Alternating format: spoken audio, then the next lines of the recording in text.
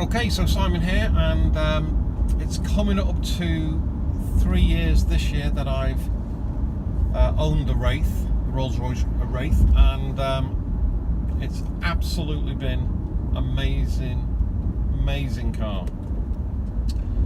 I've been using this as an everyday car. In other words, I don't just use it for special occasions or business meetings or for posing in or anything like that. I use it every day. I go shopping in it. I go to McDonald's in it. Well, I've been to McDonald's once because I took my son.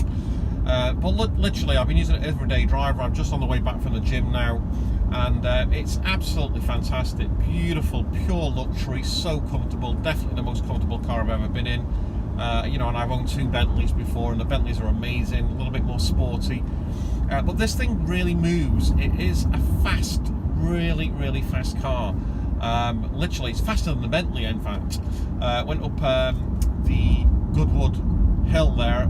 The Wraith went faster up there than the Bentley Continental, just to give you an idea of how quick it is. It's got massive torque, it's effortless power, everything. I mean, what don't I like about it? I mean, it doesn't handle like a Porsche, okay, but obviously, you know, it's 2.5 tons.